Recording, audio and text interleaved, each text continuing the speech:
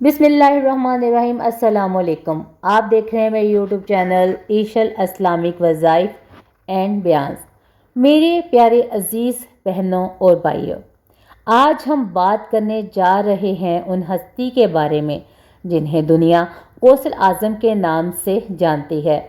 वो हस्ती जिनके नाम से दिलों को सुकून मिलता है, जिनकी याद से ईमान ताज़ा होता है और जिनके ज़िक्र से रूह में रोशनी उतरती है। हज़रत शेख अब्दुल कादर जिलानी रहमतुल्लाह अलैह।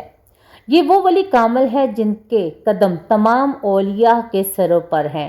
अल्लाह ताला ने इन्हें ऐसी शान अता फरमाई कि आज सदियों गुजरने के बावजूद उनकी करामात ज़ाहिर होती रही हैं और हो रही हैं। आइए सुने उन्हें 3 अजीम करामतों के बारे में जिन्हें सुनकर दिल झूम उठता है और यकीन कामिल ताज़ा हो जाता है। तो बात करते हैं पहली करामत के बारे में। गैबी मदद का ज़हूर। एक मर्तबा एक काफ़िला बियाबान रेतीले मैदान में सफ़र कर रहा था। डाकुओं ने काफ़िले को घेर लिया। सब लोग खौफ में मुब्तला हो गए। काफ़िले के एक नेक शख्स ने बुलंद आवाज़ में कहा, या गौसुल आज़म शेख अब्दुल कादर जिलानी मदद। बस इतना कहना था कि फ़िज़ा में घोड़ों के समों की आवाज़ गूंजने लगी। एक नूरानी सवार नमूदार हुआ, डाकुओं को वहाँ से भाग गए। काफ़िले के लोगों ने कसम खाकर कहा कि हमने खुद देखा कि वो सवार हज़रत गौसुल आज़म रहमतुल्लाह अलैह थे। ये वाक़या बताता है कि गौसुल आज़म रहमतुल्लाह अलैह की रूहानी मदद आज भी जारी है और जो दिल से पुकारे वो कभी खाली नहीं लौटता। दूसरी करामत, दिल की दुनिया बदल देने वाली नज़र। एक मर्तबा बगदाद में एक नौजवान चोर पकड़ा गया। लोग उसे मारते हुए दरगाह के करीब ले आए। हज़रत गौसुल आज़म रहमतुल्लाह अलैह ने उसे देखा, मुस्कुराकर फरमाया, बेटा तुमने दुनिया की दौलत चुरा ली, मगर तुम्हारा नसीब तो ईमान की दौलत है। बस ये जुमला सुनना था कि वो नौजवान ज़ारो कतार रोने लगा।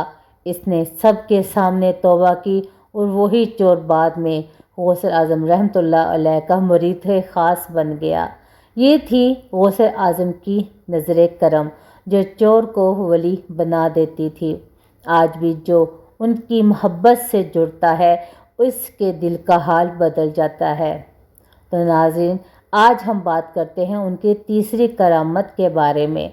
दवा की कबूलियत और फैज़ जारी। एक खातून गौसुल आज़म रहमतुल्लाह अलैह के पास आई और अर्ज़ किया, हज़रत मेरा बेटा कई दिनों से गुम है, कोई ख़बर नहीं मिल रही।